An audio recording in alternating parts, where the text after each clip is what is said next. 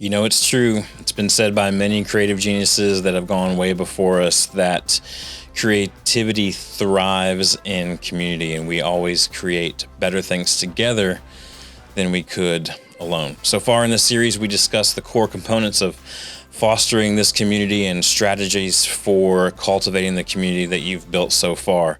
Today, we'll continue this 5-week series on building a creative community by examining the role of leadership and fostering a supportive and inclusive environment within this creative community.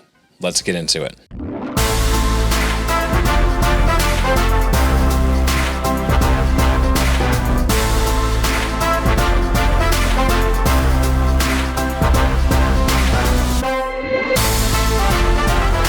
Welcome back to the podcast, everyone. My name is Dustin Peed, creative coach and consultant. We are halfway through this series. This is episode 3, I believe, of this series. Overall, episode 66 of the Creativity Made Easy podcast. And we're continuing our series on building a creative community. Before we get into that today, I want to remind you that I am here to help creatives know themselves, their process, and their team so that they can create greater things together. If that sounds like something that you need or could benefit from, I would love to chat with you. You can go to dustinpeed.com. That's P-E-A-D. dustinpeed.com. Click on the Let's Talk button, and I would love to chat with you. You can hop on my calendar, and we can talk about how we can accomplish this very thing for you. If you're listening on audio podcast platforms, would super appreciate a 5-star rating and review. It helps get this content out even further to those like you who could benefit from it.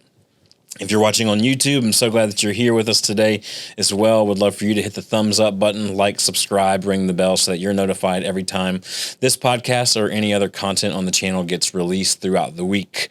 You can find me as well at Dustin Peed, P-E-A-D, on Instagram, YouTube, Facebook, LinkedIn, all the places. On LinkedIn, I started a really cool group on there called Creativepreneurs. If you find yourself as a kind of solo creative or a small group of creatives in an entrepreneur type of environment, I would love to connect with you over there. So just search for Creativepreneur, or you can go to find me on my profile there, and I'll point you to it as well. DustinP.com as well is where you can find any of the services that I provide and come in and help you as a fractional chief operating officer or chief creative officer. Anything that I'm doing with the culture base, we can help you there as well to be able to scale the teams that you need to through the lens of your culture. Now, on to the show.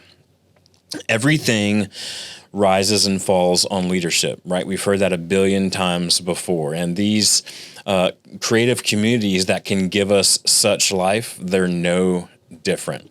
So when I was transplanted into a new environment in Central Maryland back in 2018, I was there to lead a creative team as a part of a church. And I instantly recognized that after 11 years in Central Indiana, that I was completely out of my comfort zone. And I knew that I needed to adapt to the locals in order to be able to lead them effectively. And this worked out in several different ways. In some ways, it didn't work out. But the lessons that I learned were invaluable.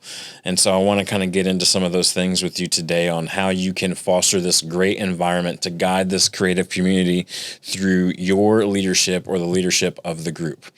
Before we get into that, though, I want to spend just a few minutes at the beginning of every one of these episodes reminding you why building this creativity community is so important.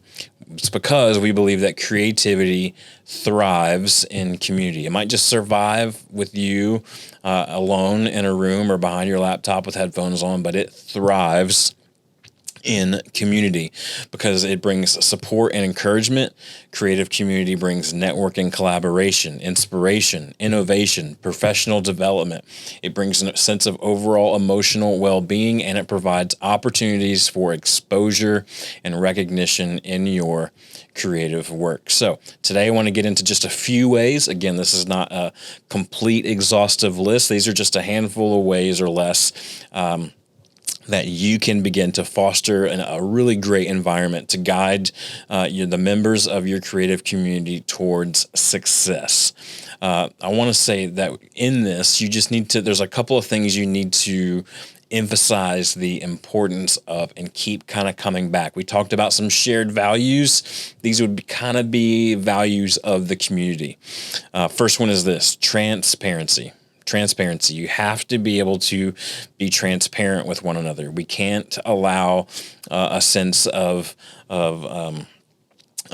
gossip or backstabbing or sabotaging or anything like that to take place. We can't allow bitterness to take root, because there's nothing that will destroy a group faster than bitterness towards one another. And so when I say transparency, I mean being open and honest with candor with each other. Now, here's what I mean by open, honest candor. There's a thing that you've heard me talk about on this podcast, or maybe even over on the Culture-Based podcast before.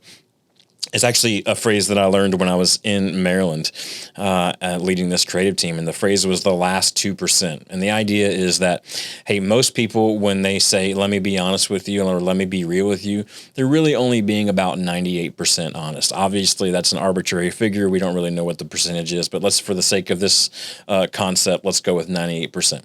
So people are only about 98% with you. There's always just a little, maybe last 2% that they're really not giving you because they're afraid. They're afraid of what you might say or how you might react. They're afraid of how they might look in that.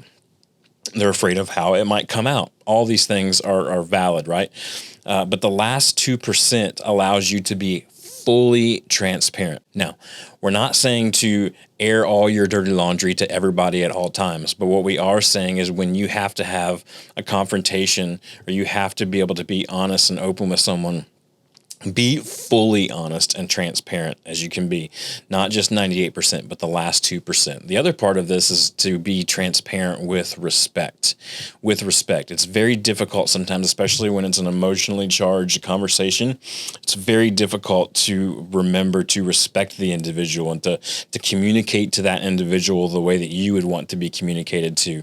But that is super, super important. There's lots of things that can kill a creative community, but disrespect is right up there with one of the things that can kill it the most. And so the first thing you want to do is you want to emphasize in your leadership, overemphasize the importance of transparency.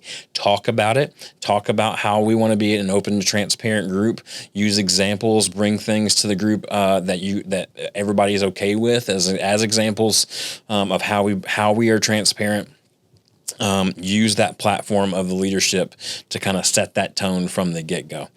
Second thing is you want to emphasize the importance of empathy.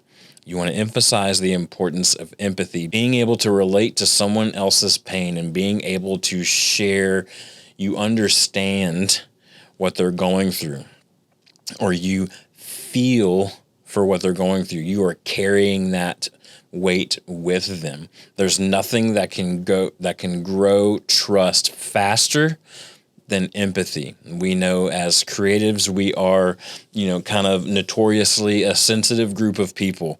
And so if you want to win over a creative person, the best thing you can do is to show empathy consistently over time. And let me just say this, be genuine with the empathy. You may need to fake it until you make it for a season, but eventually you need to get to the point where your empathy is extremely genuine, because without it, people, not just creatives, but humans in general, they'll be able to tell if this is real or fake. And if it's fake, it will not matter. In fact, it'll do just the opposite. Fake empathy or false empathy, it hurts more than it helps. So just learn to have empathy for each other in the group, share each other's burdens. It'll go a long way.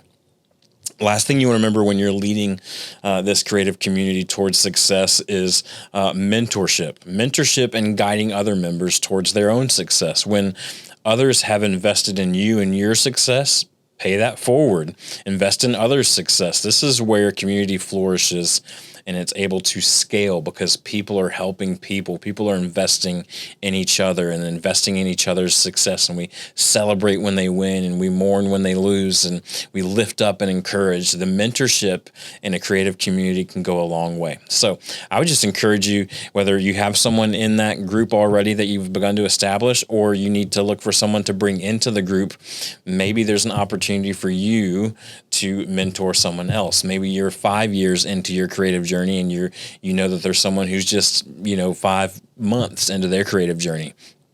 As a professional and kind of going out on their own and doing their own thing. And so there's some things that you can provide to them that you wish you knew, then bring them in. If they're open to it, then provide it. Trust me, it'll go a long way to help you and your confidence as a leader and as a creative, and it'll help them maybe not make the same mistakes that you or other people have and guide them to a straighter path of success. So transparency, empathy, mentorship are just a few ways that you can guide your members towards success in the leadership of this creative community. If you'd like any of my help on this, I would love to chat with you. Reach out to me at dustinp.com. Click on the Let's Talk, hop on my calendar. Let's see how we can help lead this creative community towards the success that you desire and that you need as well. Next week, we're going to be at part 4, building creative community with maintaining momentum. We've got the people in, we've begun some things to kind of help cultivate the community. We've got some leadership skills under our belt now. How do we keep this thing going?